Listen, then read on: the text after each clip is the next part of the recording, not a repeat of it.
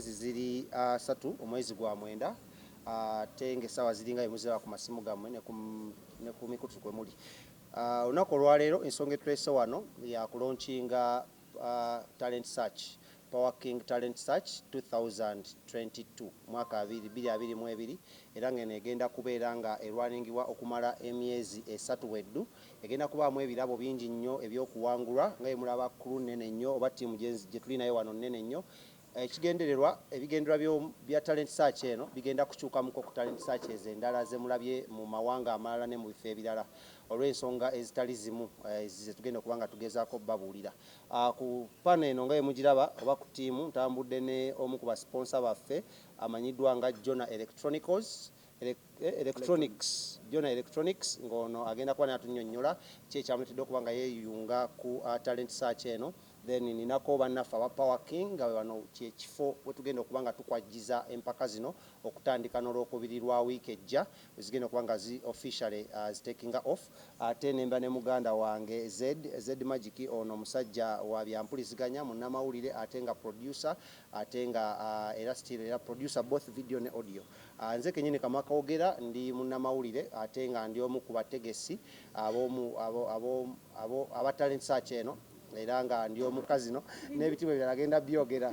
Then ku side eri excuse me, now Big Sula is a renowned producer mu videography basically era agenda kubeera omu ku bajjaaji b'empaka zino. Ate ku side wali nawo omukulu okuva ku Power King management nga y'omu ku bagenda okuba nga bateekamu ssente naddala ku by'amataala ekifo ebyokunywa n'ebyokulya n'akasente akagenda okuba nga kakola ki kawangulwa. Essaawa zino olunaku ngenda kuba ndipresentinga omukulu amanyiddwa nga Jona nga ye CEO w'ekintu kino okulaba muno atadde ye muvujjiriza omukulu ataddemu ssente, so gwe ngenda okuba nga nkiikirira. So buzina bugenda kuba butambula okuva ku side ku mukono gwange ogwa left nga ebudde eno so that tuba nga tuggusa ensonga zino ne bannamawulire tubaaniriza nnyo nnyini ddala. Katandikire munnaffe owa Jona Electronics.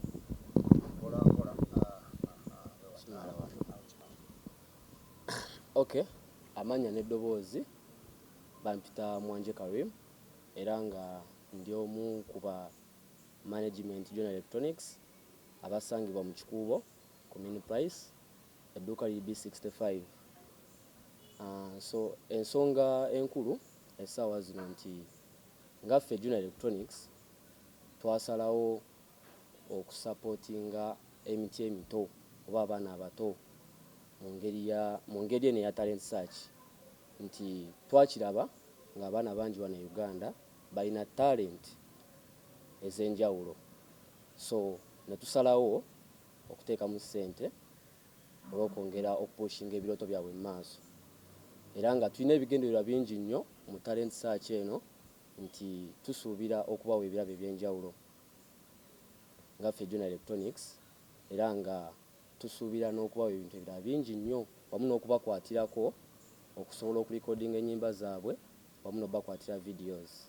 Yaffe Jona Electronics twasalawo era twongere amaanyi mu baana abato olw'ensonga nti bangi balina ebitone byabwe ate nga tebaweereddwa mukisa mu bifo eby'enjawulo okubakwatako. So ffe nga Jona Electronics ne tusalawo okukiteekamu ssente wamu n'obuwagizi okubawa obuwagizi mu ngeri emu oba endala era nga tujja genda ddala mu maaso okusapootinga talent search ebbanga lyonna lyegenda okubeerawo. Toyanzenga King Hotel and Bar tubaaniriza mu talent search etandika wiiki egenda okutandikibwako ku Lwokubiri.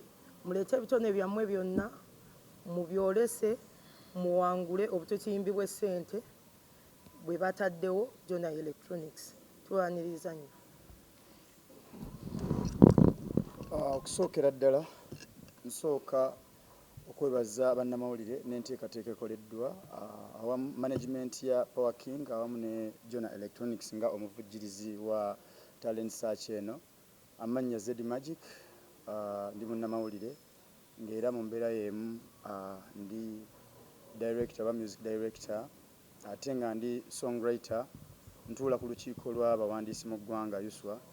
Empaka zino twali tuzeesunze okuva twawulira nti ziteekateekebwa kubanga Uganda kizibu nnyo okusanga omuntu asobola okuvaayo n'alumirwa ebitone naye ng'ate tukizudde nti abaana wansi balina ebitone bingi oba oli awo ebisobola okukyusa n'eggwanga naye twebaza bonna bonna abakoze enteekateeka eno y'okulabika nti bavaayo bakwate ku bitone bino era nammwe bannabitone twongera okubakubiriza mwongere okuba nga mujja mu bungi temusuula mu kisa guno kubanga obukadde obutaano si kintu kitono obuteekeddwawo eri omuwanguzi kintu kikulu nnyo kati n'olw'ensonga eyo bw'oba ozze okushokesinga kitwale ntegeddeko nti waliwo omukisa gw'okurekodinga audio ba producers bannakinku mu ggwanga oba oli awo n'okufuna visuals oba video eba ntandikwa nene eriggwe munnakitone yenna gy'oli mu ggwanga oba atulaba olunaku olwaleero n'olw'ensonga eyo ffe tweteeseteese okulabika nti tulamula empaka zino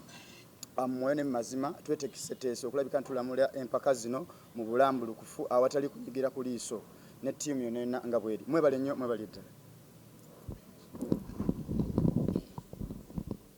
akazinda kasoke nkayiseewo then kajja kudda ndowooza nga tumaliriza. Okay, njagala okwebaza nnyo bannamawulire mwenna. Thank you for coming. Talent search eno twongera okuyita abaana. Njagala okuyita abaana buli mwana ali eyo ng'olina ekitone, oli comedian, oli muyimbi, oli dancer, mwina dancing group yammwe, mwetaaga sponsorship, mwetaaga ogenda mu maaso, mwetaaga promotion. Jangu wegatte mu talent search eno. Bagiyita Power King a talent search era nga munnange tuli sponsored by bannaffe abajona electronics. Nyongero bakowola mwenna ng'oli eyo ng'oyagala okuyimba olunaku olwokubiri duka Misinde jangu Power King esawa 10 ez'akawungeezi. Tugenda wangula ebirabo bingi nnyo. Mulimu omuwanguzi agenda kuwangula millions 5, owokubiri million 4, owokusatu millions 3. Mulimu okurekodinga ennyimba. Omuwanguzi wa kurekodingibwa ennyimba 2 then ne videos 2. Ate nga tetugenda kukoma ku kuwangula kwokka. Tuyina ekirooto eky'okutandikawo band. Kanjite Power King band.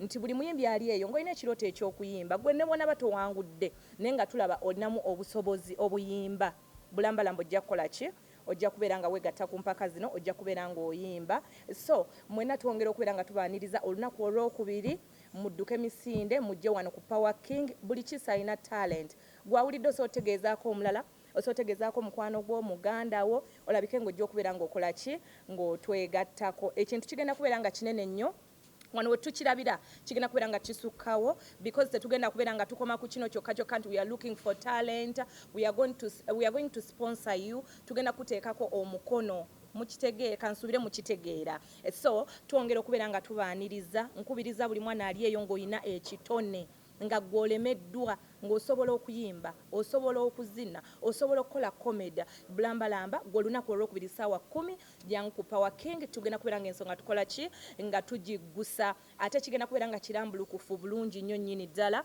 ekintu tugenda kireka eri audience egenda okusalawo tetwagala bino bye tuwulira mu mpaka endala nti ate gundi babidde gundi ate bakoze no tugenda kubeera nga tukirekera audience nga bayambibwako ne bajjaji baffe abanaabeerawo okulabika nga bakola ki nga bakikwasaganya tulabikwe nga tufuna omuwanguzi anasobola okubeera nga awangula ssente zino mbakubiriza kimu kujja mwewangulire ssente zino ayagala okuyimba oyimbe tugenda kukola promotions ez'enjawulo guno si gwe mulundi gwaffe ogusembyeyo okubeera ne bannamawulire we are expecting okubeera ne bannamawulire buli tunaabeera ne competitions zino buli lwakubiri era ku Power King tu expecting okubeera ne bannamawulire so jangu tomanya oyinza obutayitiramu wano but noyitiramu somewhere somehow so twongera obbaaniriza okutwegattako olunaku lwakubiri essaawa 10 buli kisi alina talent thank you so much bannamawulire mwebale kujja banaye mwebale twegattako kyemutukoledde mu butuufu tusiimye nnyo nnyo nnyo idde nga tukowoola ne mujja mu bungi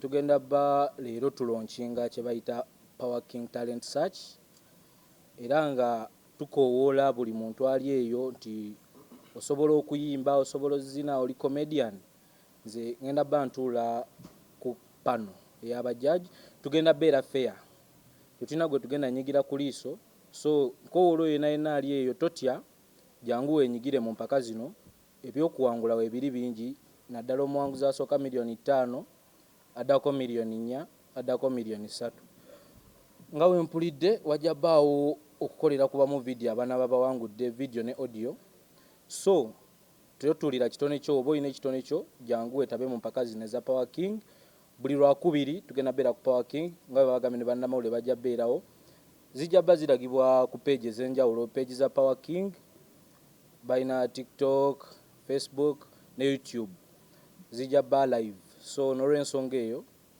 tubakoola mwena gye muli mujje mwetabe mu mpaka ezo tweyanze.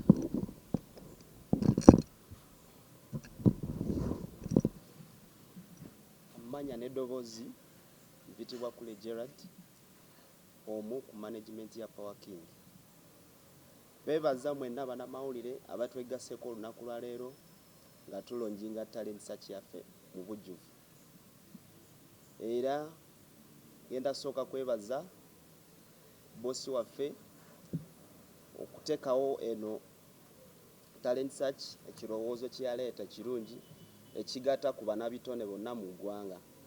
Kiba kintu kya njawulo omuntu okutuuka kugamba bannabitone bavubuka kambaterewo ekintu ekisobola obagasa kubanga si buli omuntu akisobola, si buli bbalandi erina obusobozi obwo. Era nga Power King okuteekawo ekyo ekintu eba ekoze ekintu kyamaanyi nnyo mu ggwanga. Era twebaza John Electronics ababujirizi b'omukolo guno ogwa talent search. Nga Power King tugenda kukola obusobozi bwonna okuteekamu amaanyi gonna okulaba nti kino ekintu kibeera ky'amazima n'obwenganya, okulaba nti buli muntu yenna aba yegasse mu talent search yaffe eno aganyulwamu. Tugenda teekawo ebirabo bya njawulo nga si kuwangula kyokka nti $5 million, $4 million, $3 million, naye tujja kwongeramu amaanyi okulaba nti tufuna abavujirizi abalala nga tusobola owangula ebirabo eby'enjawulo.